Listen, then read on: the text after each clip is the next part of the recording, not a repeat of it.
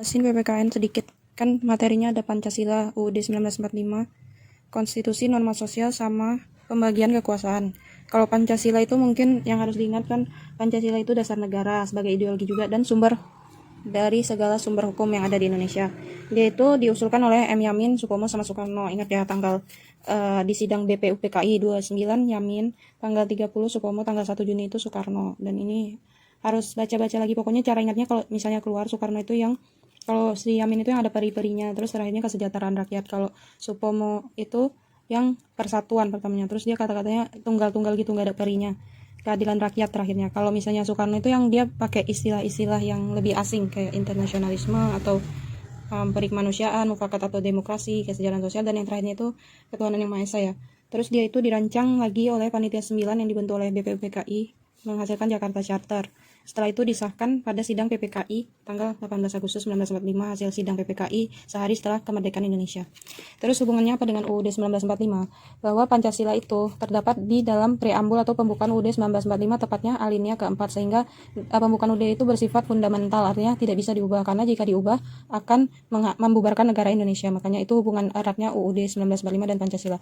Segala peraturan di dalam UUD itu berdasarkan oleh Pancasila. Ada mengatur hukum tata negara, pemerintahan, warga negara dan negaranya, itu semuanya berdasarkan pada Pancasila. Jadi UUD 1945 itu tepat berada di bawah Pancasila. Dasarnya itu Pancasila ya, yang 5 sila itu.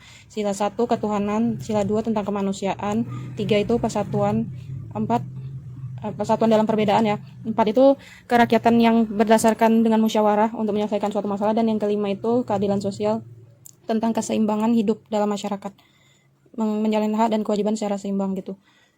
Terus yang selanjutnya, UUD 1945 itu juga bertindak sebagai konstitusi negara yang tertulis ya. Konstitusi itu apa? Hukum dasar tertinggi kan. Padahal Pancasila yang sumber segala sumber hukum. Tapi kan kalau secara tertulisnya alatnya itu, kalau Pancasila itu kan lebih ke simbol dan dasar utamanya.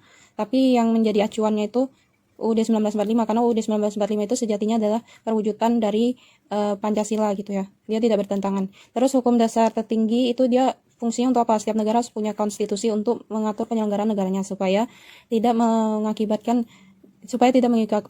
kekacauan dalam menyelenggarakan negara. Terus untuk mengatur warga negara, selain itu untuk memberi batasan kekuasaan kepada pemerintahnya itu. Karena kalau tidak ada konstitusi, bisa pemerintahan negara itu bisa melakukan kesewenang-wenangan dan menyalahi aturan yang ada, pokoknya maksudnya kebablasan gitu kalau tidak ada konstitusi ya.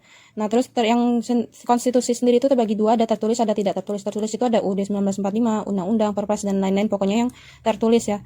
Peraturan pemerintahan daerah juga kan ada yang 7 itu ya. Yang pertama itu UUD 19, ada UUD 1945, UUD 1945, di bawah UUD ada TAP MPR. Habis TAP MPR ada undang-undang atau Perpu. Perpu itu peraturan pemerintah pengganti undang-undang. Di bawah Perpu itu ada PP, peraturan pemerintah. Terus di bawahnya lagi ada Perpres atau peraturan presiden. Di bawahnya lagi ada 7 dia, 1 2 3 4 5 6 7. Yang terakhir itu ada Perda. Perda itu peraturan daerah. Dia yang pertama Perda provinsi tingkat gubernur ya, pemimpinnya, kepalanya. Terus yang di bawah provinsi itu ada kabupaten atau kota. Ini yang 7 peraturan perundang-undangan. Ini 7 ini termasuk ke dalam konstitusi juga, konstitusi tertulis. Nah 7-7-nya itu tidak boleh bertentangan dengan UUD 1945 paling tinggi. Semuanya itu tidak boleh bertentangan dengan Pancasila. Jadi ini harus ikut ini, harus ikut ini. Jadi yang di bawahnya itu harus ikut yang di atasnya ya.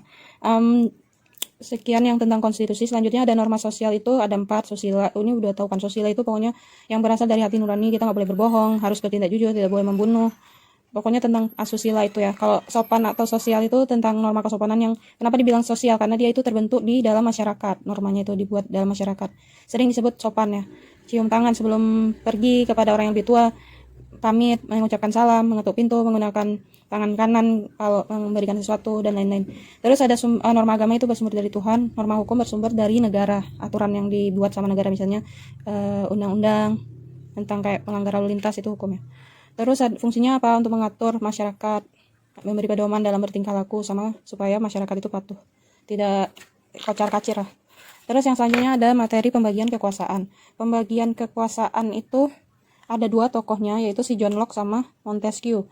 John Locke itu legislatif, ini banyak dipakai negara barat ya, demokrasi barat kayak Amerika, dia ada legislatif, eksekutif, sama federatif. Kalau yang Indonesia sendiri pakai yang punya Montesquieu, itu dia legislatif, eksekutif, yudikatif. Pokoknya sama aja, legislatif itu bikin undang-undang, eksekutif itu menjalankan undang-undang. Kalau yang federatif itu hubungan luar negeri, kalau yudikatif mengadili pelanggaran undang-undang. Nah, kalau yang menurut si John Locke, yang mengadili itu masuk ke eksekutif, sedangkan menurut Montesquieu yang hubungan luar negeri itu udah masuk ke eksekutifnya. Kebalik aja. Jadi kita fokus ke yang punya Montesquieu karena Indonesia menganut asasnya pertama dari dia ya.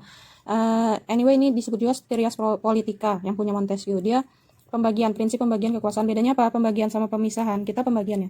Pemisahan itu dia jadi berpisah, jadi tidak saling mencampuri. Kalau pembagian itu dia bagi-bagi tugas, sehingga kayak gotong royong, prinsip gotong royong yang dianut masyarakat Indonesia.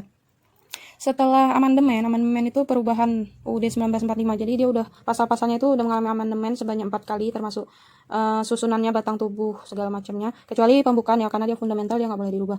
Jadi hasil dari amandemen itu menghasilkan, tadinya kan dia cuma 3 lembaga, sekarang Indonesia dibagi jadi 6 lembaga. Ada konstitutif, itu MPR, berarti dia tuh maksudnya lembaga yang mengatur konstitusi. Terus eksekutif itu presiden, legislatif DPR, sama ya fungsinya tetap. Yudikatif, kalau konstitutif itu maksudnya dia lebih ke yang ngatur UUD 1945 ini loh, yang boleh ubah-ubah. Terus eksaminatif yang baru ini atau inspektif itu artinya yang memeriksa, khususnya keuangan, itu dia badan pemeriksa keuangan, ada BPK. Terus moneter itu artinya keuangan, dia atur sama lembaga Bank Indonesia. Jadi sebenarnya kalau pada prakteknya presiden juga masih bisa bikin undang-undang ya, MPR juga, DPR, DPD, tapi ini kayak gimana ya, lebih khususnya aja, yang lebih khusus maksudnya. Konstitutif itu lembaga konstitutif yang ngatur MPR. Ini ada diatur di UUD 1945 pasal 2, kalau nggak salah pasalnya masing-masing ada 2, berapa nanti kita lihat lagi ya. Terus kalau yang secara vertikal, kalau horizontal itu kan dia gini, jadi rata gitu, bagi-bagi dia sederajat gitu, nggak ada yang bosnya, jadi beda-beda sendiri, ngerti nggak sih? Kalau vertikal itu dia ada urutan hierarkinya gitu ke bawah. Jadi kalau ini dia rata gitu, sama levelnya. Kalau ini beda. Jadi yang paling tinggi itu dia menganut asas desentralisasi, maksudnya dia dari atas ke bawah ya, sehingga ada disebut otonomi. Orang-orang pemerintahan daerah itu boleh melakukan otonomi, tapi nggak boleh bertentangan sama pemerintahan pusat di atasnya, dan tidak boleh bertentangan dengan UUD 1945 dan Pancasila. Jadi yang paling atas itu ada si pemerintah pusat nasional, presiden, di bawahnya ada pemprov, ada gubernur, di bawahnya lagi ada pemda kabupaten atau kota, di bawahnya lagi camat, lurah atau desa, RW, RT paling kecil.